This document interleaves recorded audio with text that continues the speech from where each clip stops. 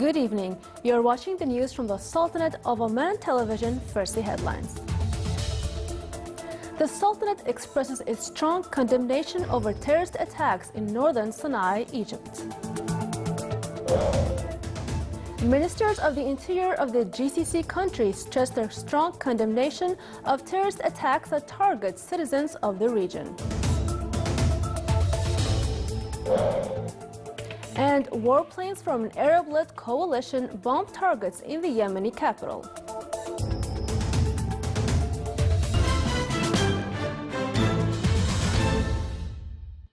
Those were the headlines. Now for the news in detail. His Majesty Sultan Qaboos has sent a cable of greetings to His Excellency President Barack Obama of the United States of America on his country's Independence Day anniversary. The Sultanate expressed its strong condemnation over terrorist attacks that targeted Egyptian military positions in northern Sana'a yesterday and resulted in the killing of a number of Egyptian soldiers. A statement issued by the Ministry of Foreign Affairs said this criminal act reiterates once again the necessity of international community solidarity to combat terrorism and stem out its sources, confirming the Sultanate's solidarity with Egypt and condolences to the families of the victims.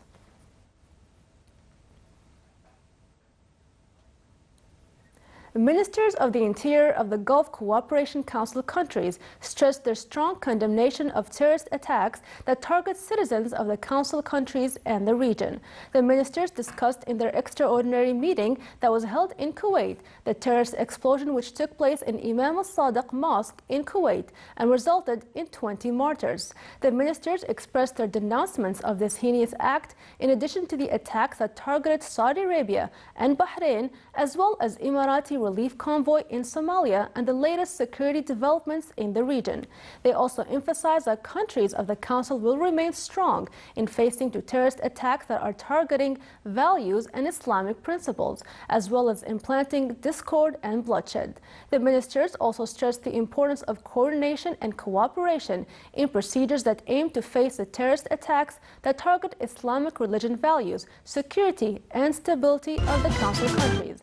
The Sultanate's delegation to the meeting was chaired by His Excellency Sayyid Hamoud bin Faisal Al Busaidi, Minister of the Interior.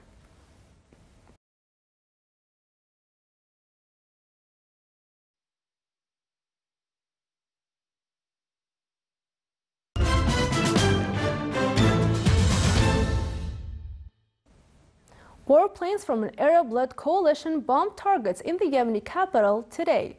Houthi-controlled Saba news agency reported that warplanes also hit the Ministry of Communications building, setting it on fire and destroying nearby buildings.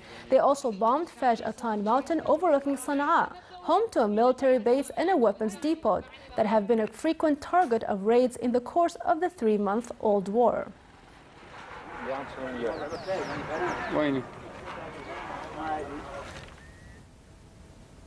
Syrian government forces carried out heavy airstrikes on rebel positions in and around the northern city of Aleppo today, aiming to repel a major offensive on areas controlled by the government forces. Yesterday's attack led to a fighting between the insurgents and government forces in Aleppo that raged into the early hours of today, and the Syrian air and army strikes on rebel emplacements were continuous. At least 35 insurgents were killed in that area, including a dozen Syrians and many others of Central Asian origin. In another front, 15 government soldiers were killed in a big attack carried out by opposition rebels on a government checkpoint in Damascus countryside.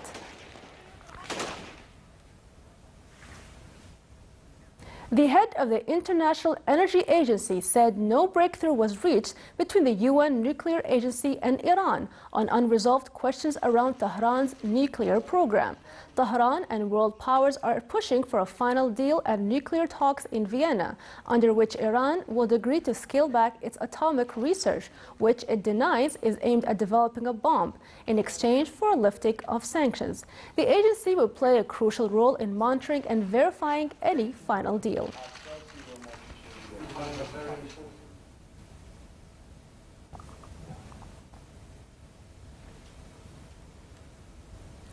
Supporters of voting yes to Greece's creditors' bailout terms held a slither of a majority this morning, 48 hours before a referendum which may determine the country's future within the Eurozone. The opinion poll put the yes camp on 44.8% against 43.4% for the no vote. With banks shuttered all week, cash withdrawals rationed and commerce seizing up, the vote could decide whether Greece gets another last-ditch financial rescue in exchange for more harsh austerity measures or plunges deeper into economic crisis. It could also determine whether Greece becomes the first country to crash out of the 19-nation European single currency area, membership of which is meant to be irrevocable. Prime Minister Alexis Tsipras has urged Greeks to reject the humiliating terms offered last week by international creditors in a deal that is no longer on the table.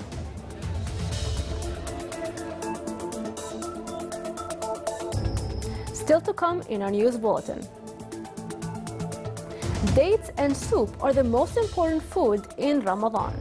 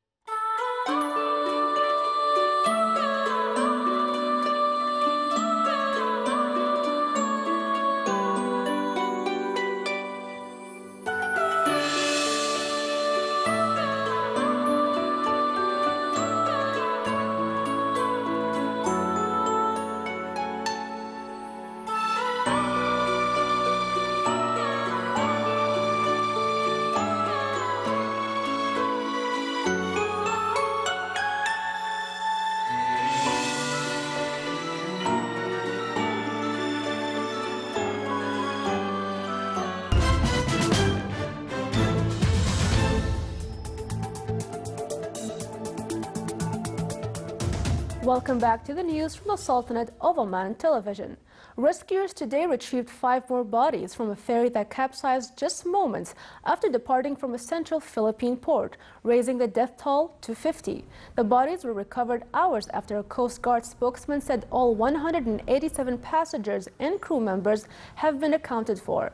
The vessel flipped over in choppy waters yesterday off Ormoc City when it was lashed by strong waves and capsized. The ferry was also carrying heavy instruction materials and bags of rice.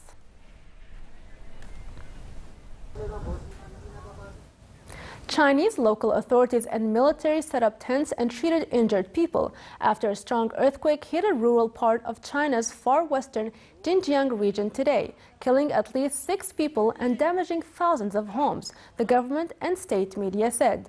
Many traditional houses in the mainly ethnic Uyghur region collapsed when the shallow 6.4 magnitude quake struck about 160 kilometers northwest of the southern city of Hotan.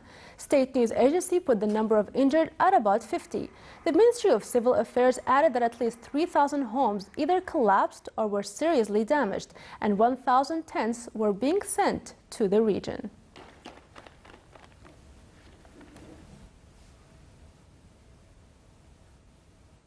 A Russian booster rocket today successfully launched an unmanned cargo ship to the International Space Station, whose crew is anxiously awaiting it after the successive failures of 2 previous supply missions. A Soyuz U rocket blasted off flawlessly from Russia-leased Baikonur launch pad in Kazakhstan, placing the Progress M-28M ship into a designated orbit, safely en route to the station. On Sunday, it is set to dock at the station currently manned by Russians Gennady Padelka and Mikhail Korninko and NASA's Scott Kelly. The ship is carrying 2.4 metric tons of fuel, oxygen, water, food, and other supplies for the crew. The previous Progress launch in April ended in failure, and on Sunday, a U.S. supply mission failed too when SpaceX's Falcon 9 rocket broke apart shortly after liftoff. Despite the failures, NASA said the station is well stocked with enough supplies for the crew to last at least until October. Until early Monday morning.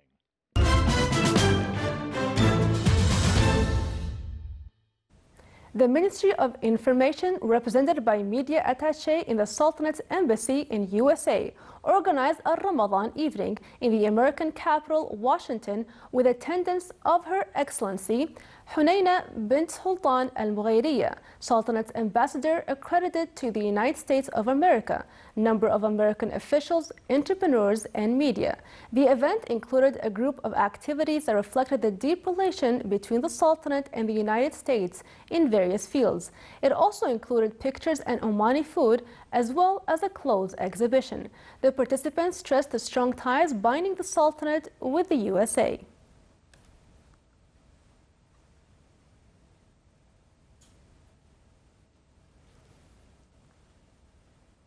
Ramadan iftar food contains different kinds of special foods topped by dates and soup, which have healthy benefits and high nutritional value. The soup included porridge, harith, chicken or meat, rose water, Arabic ghee, salt, and thyme. Omani women's associations are organizing training courses targeting female school students to teach them how to cook food during the holy month of Ramadan.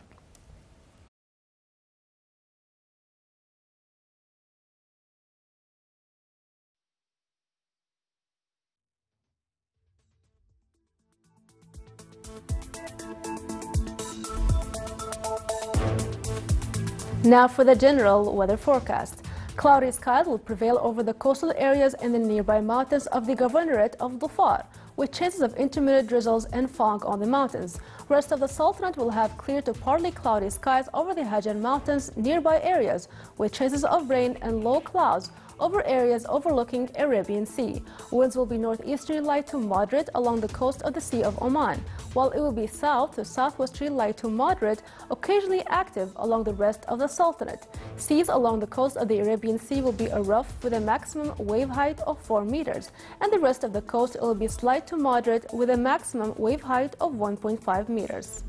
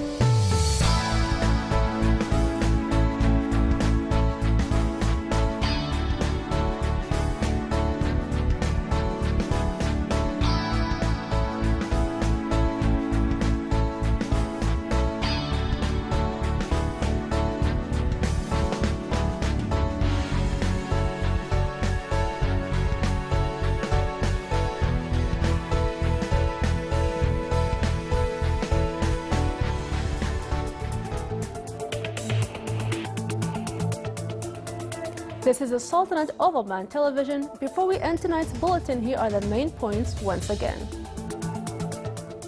The Sultanate expresses its strong condemnation over terrorist attacks in northern Sinai, Egypt. Ministers of the Interior of the GCC countries stressed their strong condemnation of terrorist attacks that target citizens of the region. And warplanes from an Arab-led coalition bombed targets in the Yemeni capital. With that, we come to the end of tonight's news bulletin. From all of us here at the newsroom and the studios, it's good night.